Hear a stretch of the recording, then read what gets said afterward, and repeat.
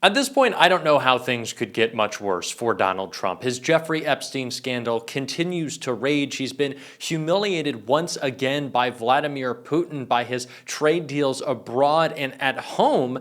The economy is in shambles, and he's trying to cover it up with a stunt that he pulled in the Oval Office today, which instantly backfired as he struggled to speak. We saw a pudding brain Donald Trump meltdown. We're going to get into it all, but before we do, if I could quickly ask you to leave a like on this video, and if you haven't already and you enjoy our channel, to hit that subscribe button because it goes a long way in supporting our work. Now, before we can get into the stunt that Donald Trump pulled, the struggling Donald Trump pulled, we need a little bit of context on just how badly he reacted to his tanking economy.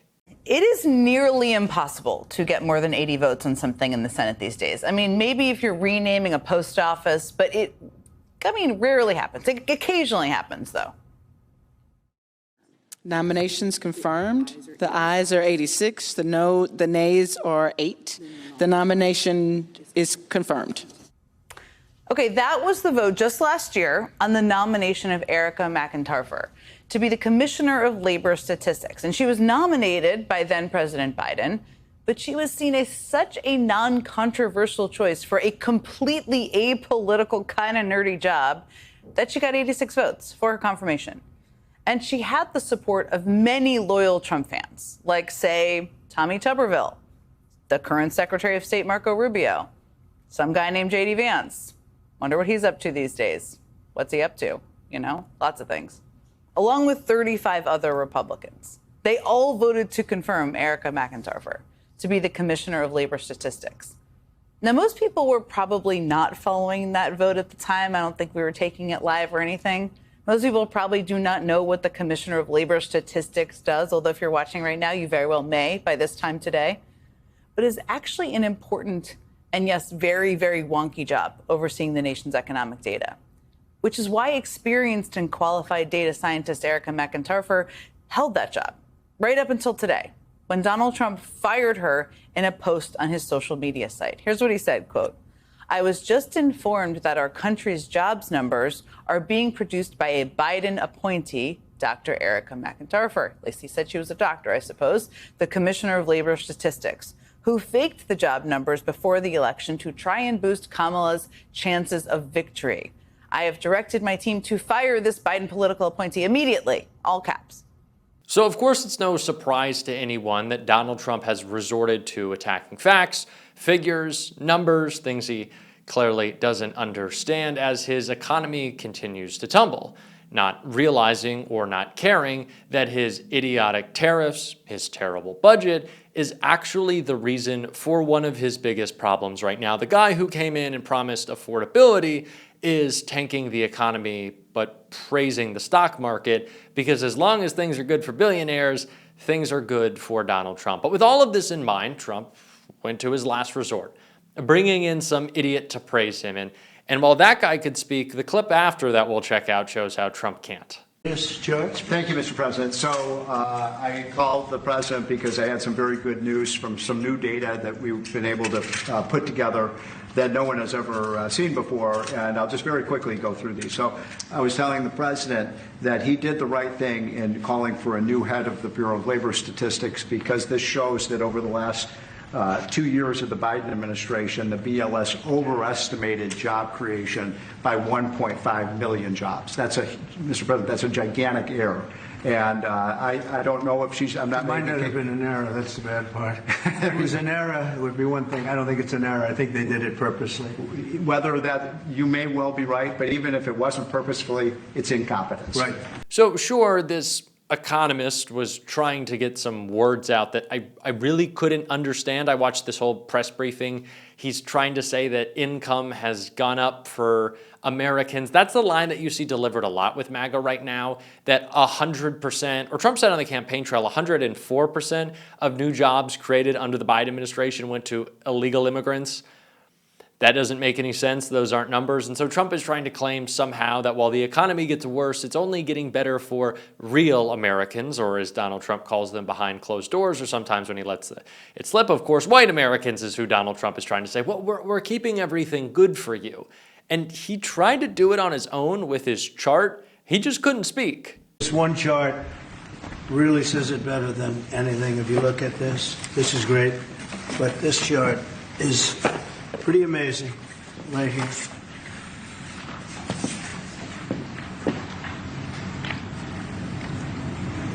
All new numbers. Okay? Hey, Donald, so when you say the chart says it all and point to a chart of nonsense, you also have to say something. What all does it say? They're just numbers. You have scribbled on weather forecast. You've artificially inflated jobs reports. You've claimed the economy is roaring or tanking no matter what your mood is. It doesn't mean anything when you say the chart says it all. The only thing that the chart says is that you're terrified, you're panicked, you're looking for a distraction, and it's not working.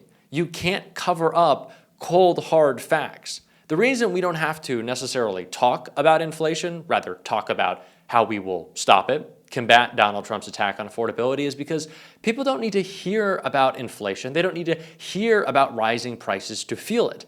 They experience it every day. Donald Trump coming out and signing a big bill with his big Sharpie, showing off a chart, doing some stupid Instagram post or Truth Social bleat, that's not going to change people's minds. The reality that they face is one they're facing down every single day, and Trump cannot run away from that. And he cannot run away from the Epstein files. It will not stop coming up no matter how hard he tries. And it is the job of the media, especially the independent media, which I promise we're going to be doing this, to bring it up every single day.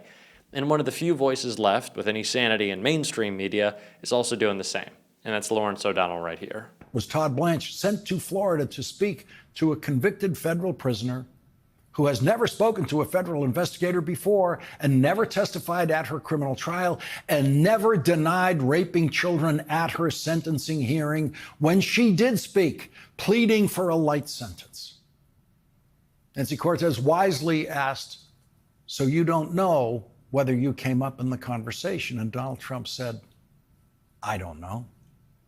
Donald Trump's criminal defense lawyer, who has never been replaced as Donald Trump's criminal defense lawyer and presumably would immediately revert to Donald Trump's personal criminal defense lawyer as soon as Donald Trump needs one again, went to speak with Ghislaine Maxwell.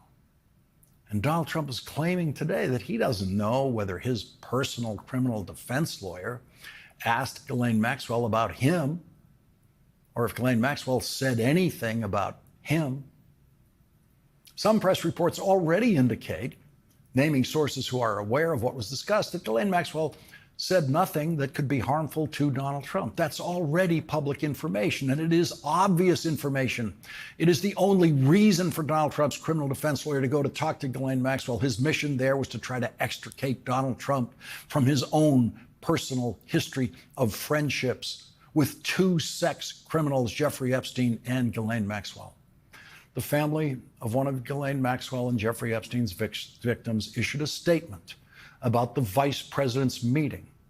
Virginia Giuffre was found by Ghislaine Maxwell in Donald Trump's spa in Mar-a-Lago, in Florida. She was working there in high school. As soon as Ghislaine Maxwell saw her, she began planning to drag that high school student into the hell that awaited her at Jeffrey Epstein's house, and she did just that.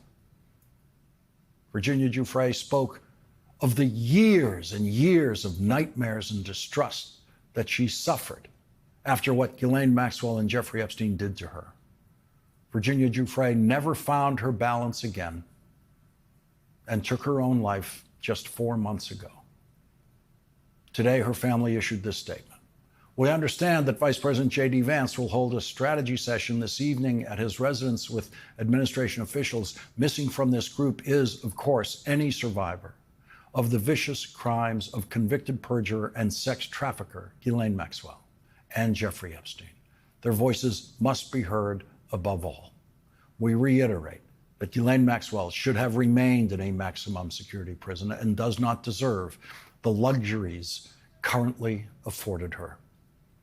The White House reporters who changed the subject for Donald Trump both times, Jeffrey Epstein and Ghislaine Maxwell, came up in the questioning today, could have asked a question about that statement by Virginia Giuffre's family. Why aren't the voices of the victims being heard at J.D. Vance's meeting about the Epstein situation? That would have been a good follow-up question to the two good questions that were asked today. But the rest of the White House reporters wasted their opportunities to question Donald Trump exactly as he expected them to do. Donald Trump said the magic word today about the Epstein situation. He said it's a hoax. That's the magic word that Donald Trump has been using for years, since it was exposed that Russia was helping the Trump campaign in 2016. And that is what Russia did. That is what Vladimir Putin did. They worked on one side of the presidential campaign to help one candidate and hurt the other. And that is what the Mueller investigation found and proved. And Donald Trump has been calling that a hoax ever since. And that has always been proven true. That is really what happened, but he calls it a hoax. And Donald Trump calling it a hoax worked. It worked with most of his followers. Donald Trump believes the word hoax is like a drug that he can administer to his followers so that they will then swallow anything else that he says after that word hoax. And it hasn't worked yet with every Republican member of the House of Representatives when it comes to Jeffrey Epstein and Ghislaine Maxwell. Some of them still want to know what's in the Epstein files. And some of them will get repeated opportunities to make that clear in votes in the House of Representatives. Our first guest tonight has just introduced a resolution in the House of Representatives opposing a Trump pardon for Ghislaine Maxwell or a Trump reduction in sentence for Ghislaine Maxwell. The resolution, quote, affirms that Ghislaine Maxwell's conviction and sentencing were more than warranted by the facts, and any receipt of a pardon, commutation, or other form of clemency by Ghislaine Maxwell would deny survivors the justice they deserve and formally opposes the granting of a pardon, commutation, or other form of clemency to Ghislaine Maxwell. Thank God for Lawrence O'Donnell. Like, seriously, this is one of the few people who I constantly seeing talking about Trump's decline. You'll see throughout these press conferences, he's giving huhs and whats and repeat that. He's clearly going deaf. His brain is pudding. It's demented. It's broken down. All he knows is run from the Epstein stuff. Run, run, run from Epstein. We're not going to let that happen. We're going to keep talking about it on this show. And if you want to support that, as always, you can hit that subscribe button, leave a like on this video. And if you stuck around to the end, drop a blue heart in the comments. You can also watch my latest interview. I took a little bit of a hike with Congressman Jamie Raskin. That'll be linked either here or there.